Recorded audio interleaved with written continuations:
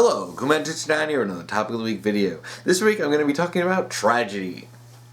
This week's topic was submitted by jaune-valjeen, and her topic is, what makes a tragic ending good, and favorite examples across any medium. Now there's a lot to talk about when it comes to tragic endings, and I do have quite a bit of things to talk about when it comes to tragic endings, and yes, a lot of these are video game related. I just play a lot of video games. But I will talk about these, and I picked a lot of these because they have various different types of tragedy in several of them, and I'll also be talking about the movie Rogue One. So naturally, I will say spoilers for Rogue One and spoilers for a lot of the Halo series, including Halo Reach and the Nylon trilogy of books, and Metal Gear Solid 3 and Metroid Other M. I picked them. Now, first off, I want to talk about Metal Gear Solid 3, and this is why I consider it a great story, despite having an extremely sad and tragic ending. Now, despite it being the third game in the series, in the Metal Gear Solid series, I should say, more like the fifth game overall, but the reason why this works is that it plays up the Start of Darkness story. Now, in a lot of tragic endings, there are a lot of times when people die, and death is used a lot in these tragedies, and there's a type of variant called the Start of Darkness. This is often done in prequel stories like this, where you have a character who is later on a villain. In this case, you see Naked Snake, aka Big Boss, the main villain of the original two Metal Gear games. You get to see how they ended up becoming a villain. So oftentimes these stories are very dark, very tragic, and very, very dark, just very depressing. So when you see Naked Snake going up into the mission of Operation Snake Eater, which is what the game is named after, as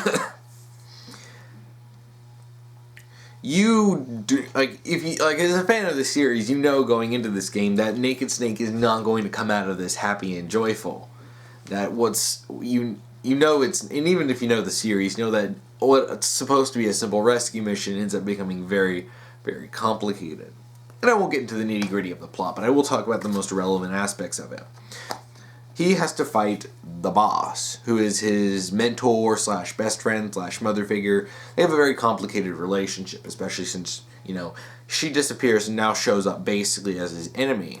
So, ultimately, he's tasked with killing her, because they believe that she's turned traitor. So, Naked Snake starts off the game as a very, very idealistic, God bless America kind of a guy.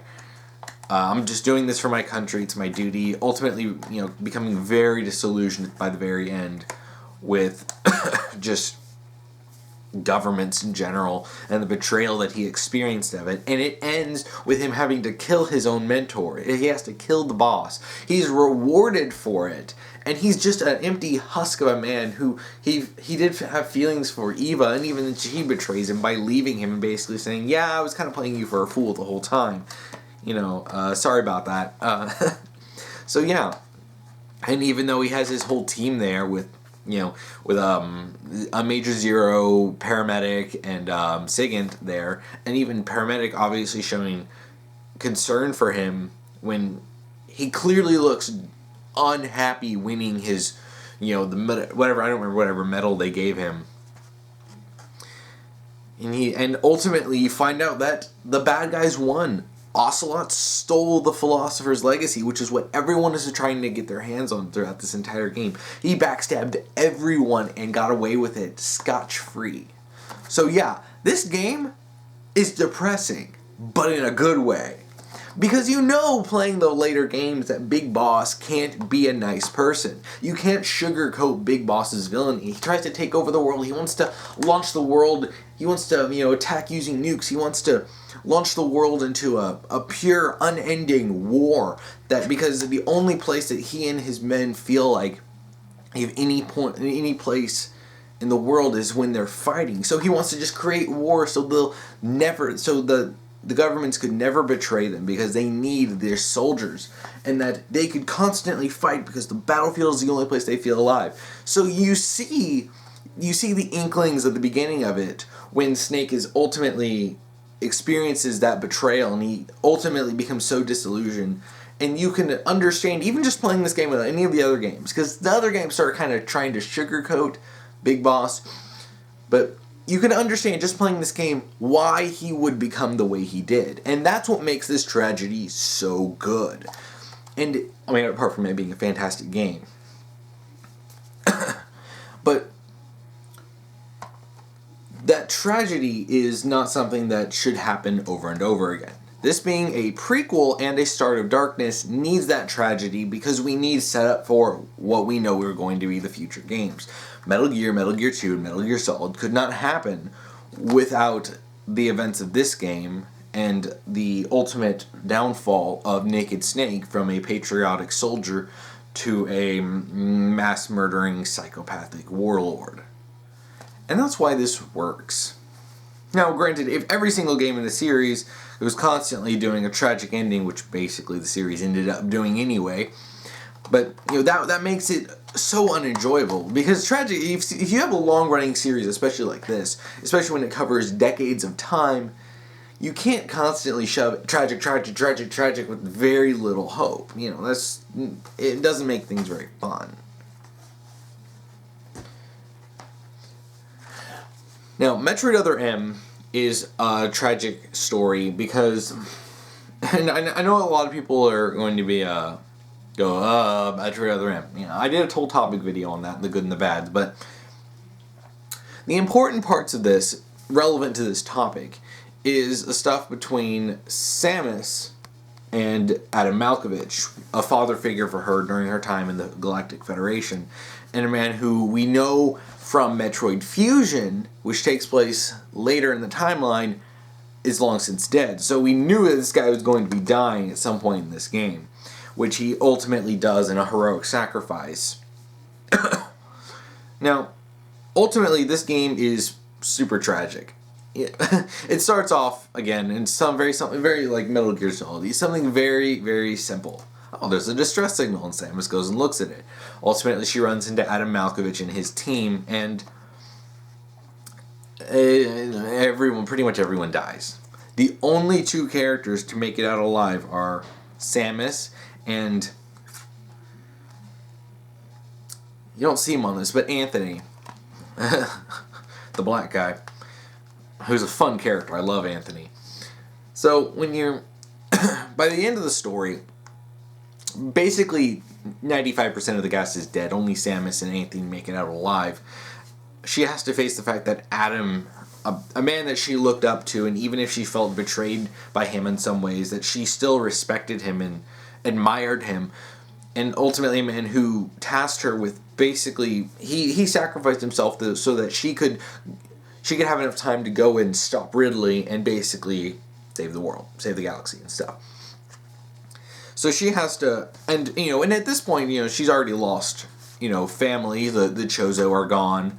Her biological parents and her entire colony was wiped out. So she basically Adam is the only family she has left, and she loses that. I mean, geez, Samus's life sucks. But what ultimately makes this work is that, we know what happens later on. And we know that Samus never gives up the fight. And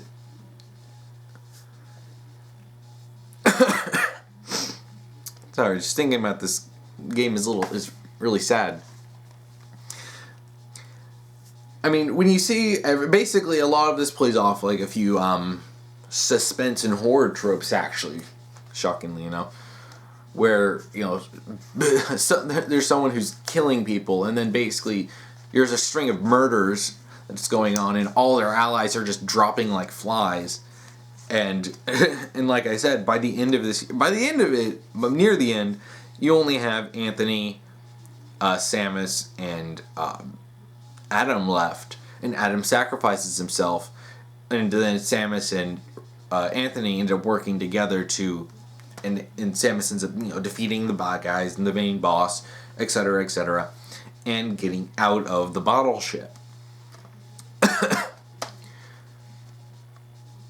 So a story that seems like it's going to just be a go shoot the bad guys ends up really kind of pulling at your heartstrings by having the only man who could be considered family left for her. I mean, hell, even Adam's brother, who Samus was really attached to, he died. So yeah, literally, Samus. This is the game where Samus loses the last of her family, and is forced to face Ridley again after thinking that the monster was dead. So yeah, there's a lot of crap that goes down for Samus in this game, and by the end of it, you kind of feel like a little worn emotionally because of all the crap that's happened. But what makes this work is that this does not just end on a depressing note, because it does have a nice moment between Samus and Anthony at the end, and it does have them basically saying, "We survived to fight another day." And we know that Samus does go on to accomplish even greater things as time goes on. And even then, there's also a nice little bonus thing where at the very end you can go back and get Adam's helmet, which I don't know if it's ever been said, and I don't know if there's ever been anything confirmed, but I think it's implying that this is how they created the Adam AI from Metroid Fusions. So if that's really the case, which is what I assume and which I believe, is that's very much giving some hope for later on. And this is something that's very important when you're talking about tragic endings. There needs to be some hope. This needs to be going somewhere. Metal Gear Solid 3's tragic ending wouldn't work if everything else ended up in tragedy, which, frankly, considering Hideo Kojima lost his freaking mind, is basically what happened with the franchise. But if you take something like, if you go from this to Metal Gear Solid, where you have Snake going off with Meryl after he's basically acknowledged his feelings for her, and the fact that she's helped him come out and basically admit that he's human. He's not just some sort of monstrous killer. You don't need to. You have that hope at the end. So even if crap has happened up to that point, even in Metal Gear Solid, a lot of crap goes down too. You have a positive ending overall. I mean, just ending everything in complete tragedy never works. Ever. If everything fails, if the good guys fail, the bad guys win, and that's it. That's how it ends. That's it. Period. Nothing else happens. That's bad writing. I mean, there's a reason why the good guys always win somehow in the end, regardless of whether the bad guy wins most of the time, or if he's some sort of Xanatos villain who's constantly got backup plans for his backup plans for his backup plans. Ultimately, they will come out on top most times in most stories, because no one wants to see something that ultimately ends with complete and utter darkness. There's a reason why stuff like Death Note is so awful to watch, because pretty much all the good guys are killed off, the best characters are killed off. Light ends up winning and ultimately, and then he loses at the very, very end. And it's just like, and this is our ending? There needs to be something positive. Now, talk about Halo.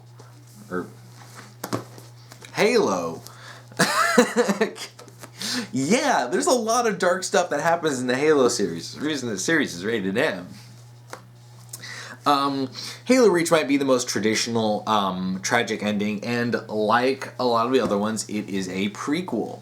It takes place before the first Halo game, Halo Combat Evolved, and this is about Reach, which, as we know, as for a lot of fans who've read the books, we know that Reach fell long before the first game started.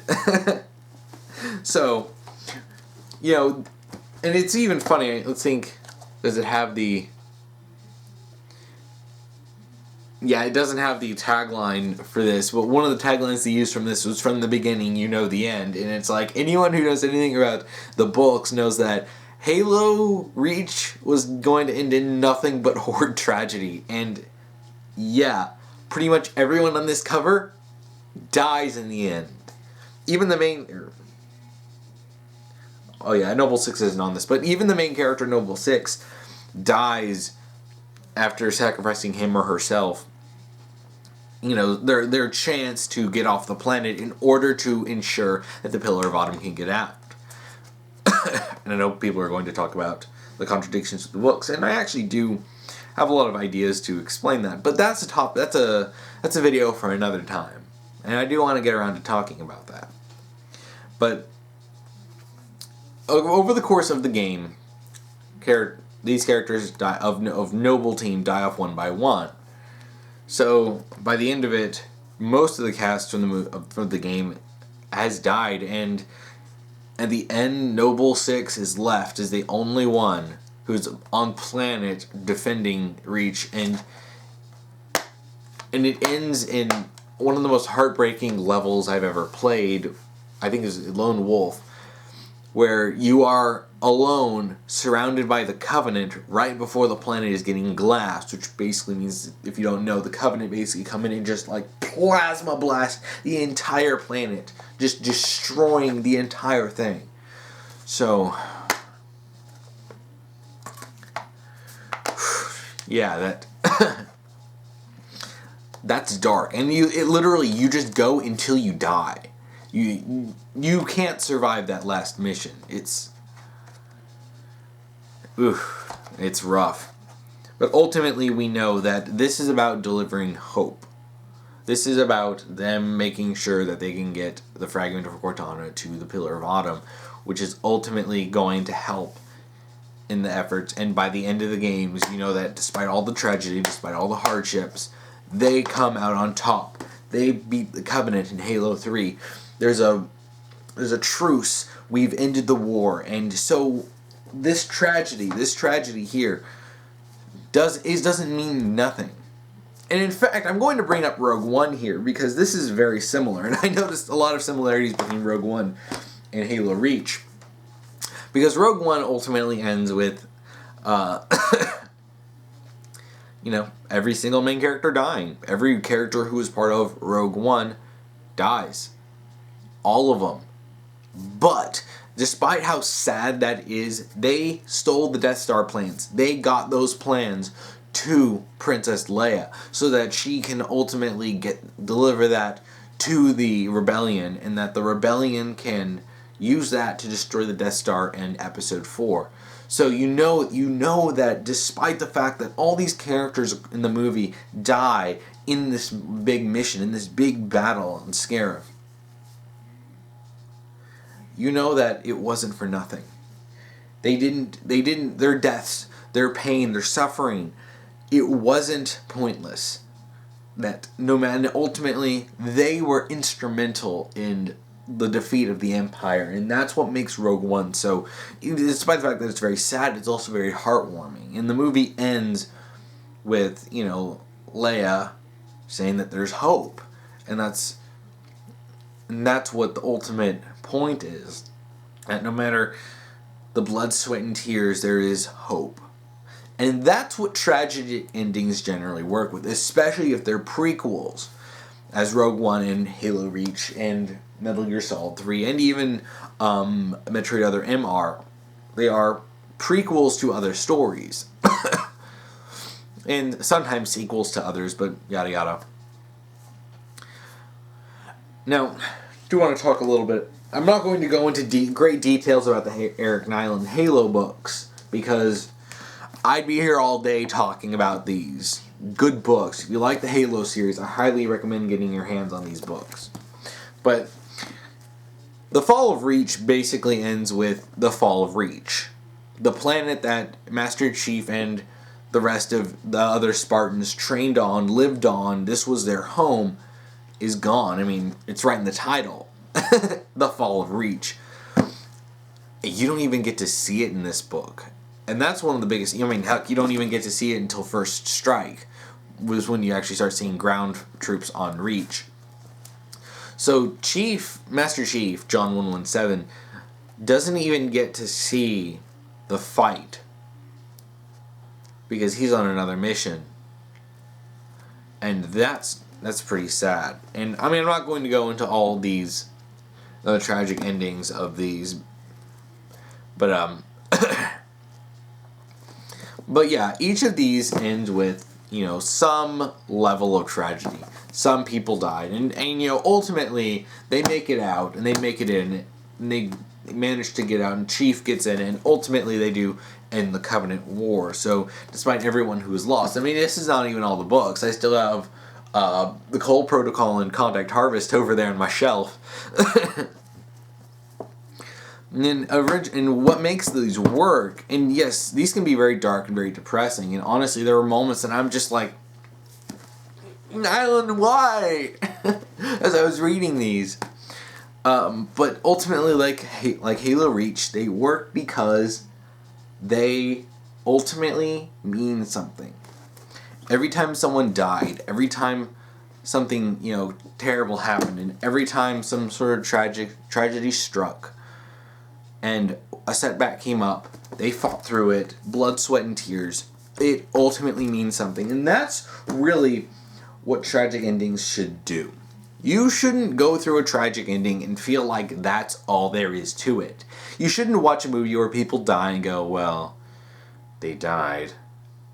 You shouldn't see a thing where the main character is betrayed and, ultimately everything they did came to naught, and then that's it. That can't just be it. And simply ending on pure tragedy is generally not good. It can work. Stuff like Romeo and Juliet, which ends with people dead and the main characters killing themselves at the end of the play. It can work, but it's not meant to be. You're not meant to look at this and think every one of these characters was doing the right thing. Some tragedy can work, and Shakespeare did a bit of that. But for me, in my perspective, a lot of tragedy needs to have some element of positivity to it. Because if not, it's just so overwhelmingly depressing that you're just be exhausted, and no one really wants that.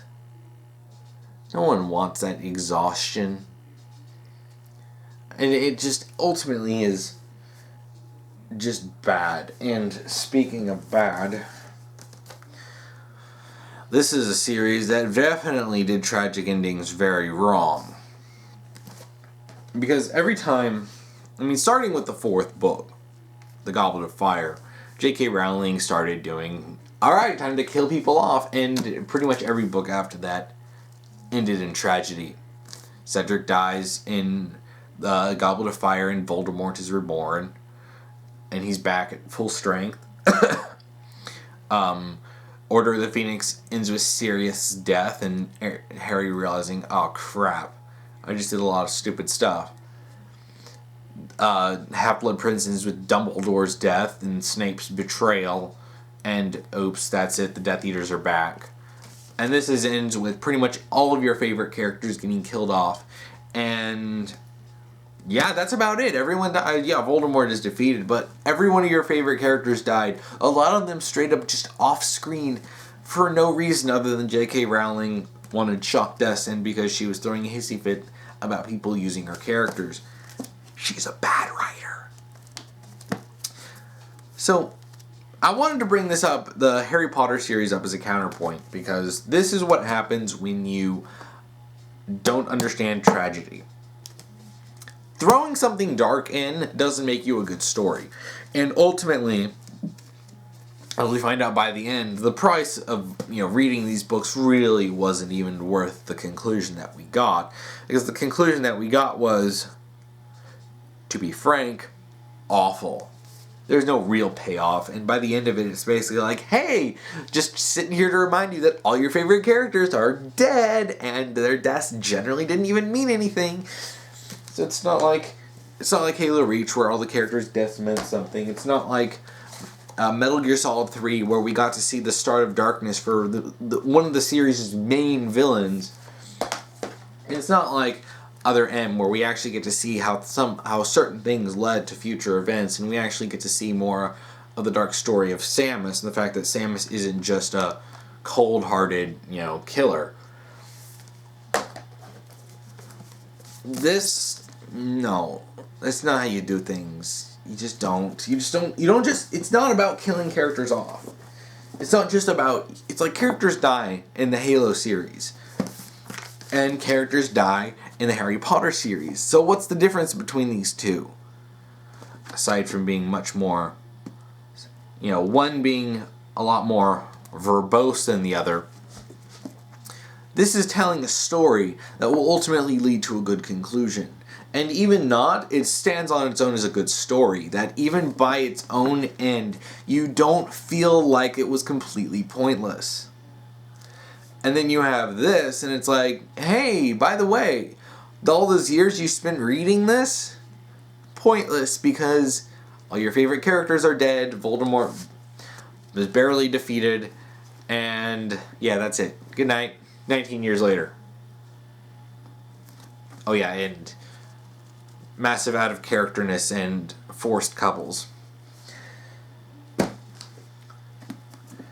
So, talking about tragic endings. Tragic endings are definitely something you shouldn't a writer should not tackle unless they know what they're doing. Because simply making something tragic doesn't really work. I watched this movie the other day. It was on Netflix. I don't even remember what it was, but basically this couple, these two people, a man and a woman, are stuck in basically a Groundhog Day loop where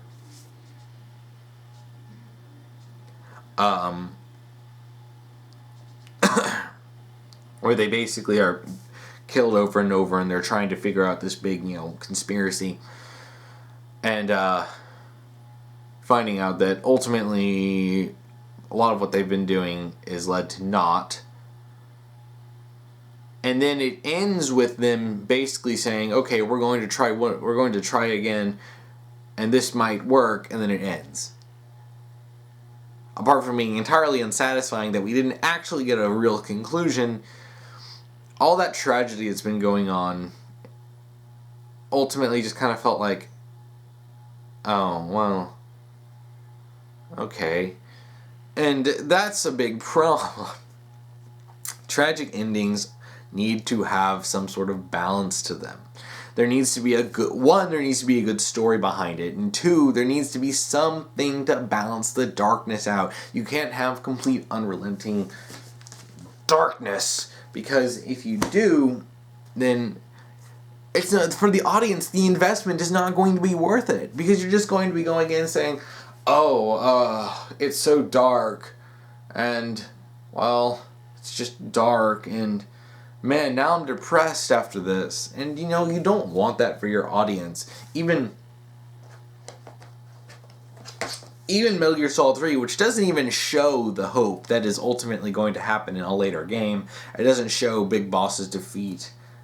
And I mean, a lot of the crap that goes down in that game is basically a trauma Congo line for Naked Snake. And even though that ends darkly, we already have Metal Gear Solid 1, ignoring Metal Gear Solid 2. You already have Metal Gear Solid 1 that ends on a high note. And it ends after the defeat of Big Boss. And you see Snake has overcome a lot of his own issues with that, and what was caused by Big Boss in the first place. So we do have, if you take just like Metal Gear Solid 3, Metal Gear 2, and Metal Gear Solid, then you actually have a pretty complete story from beginning to end. It's a lot of the holes aren't filled in, but you get that hope in the end. And that's something that's I see in a lot of these tragic endings. It's, we may not make it through, but what we did will help save many more people, and what we did was not a waste. And that's ultimately what this should be about. An audience shouldn't get involved in a story and feel like what they were involved in was a complete waste. If by the end it ultimately accomplishes nothing, and then the bad guys win, everyone's dead, that's it, then what's the point? Unless you're sitting here rooting for the bad guys to kill the good guys, then those kinds of stories are not fun to watch at all. And it comes down to knowing how to handle your story. And a lot of writers don't know how to handle their story or their characters or anything. And ultimately, that's what it should be about.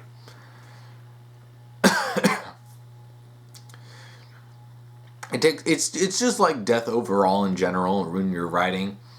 An author needs to know how to handle death, because instead of using death as a cheap shock, death, or as a gimmick, there's a difference between something like Fullmetal Alchemist or Monster by I don't remember it's an anime that where you see death is used as in a meaningful way, as opposed to something like Game of Thrones or Harry Potter, where death is nothing but a gimmick because the writer can't write anything, or Attack on Titan or Tokyo Ghoul, where you have writers who don't know what they're doing or are incapable of writing anything without involving some sort of death and darkness. That kind of tragedy doesn't work. There needs to be, it's that same principle that applies to it. And it's that same principle that you can apply to pretty much any writing, element or any story. A writer needs to know how to handle it. It needs to know what they're doing, or else they're going to end up making a really bad story. And tragic endings are tricky to handle because you could go too far and then ultimately end up just depressing everyone pointlessly. Or you could actually do something that, even if it's dark, is still very meaningful. And ultimately, make it meaningful. Writers out there, make the tragedy meaningful and don't overplay it. And even this game doesn't overplay it, because it knows exactly what kind of tragedy it is.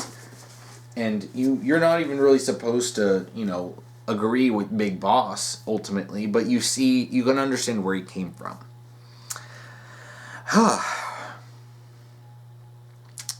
Yeah, I think this topic has gone on a little while. I think I've pretty much talked about everything I wanted to talk about. So, if you want to watch last week's topic video, you can check that out here.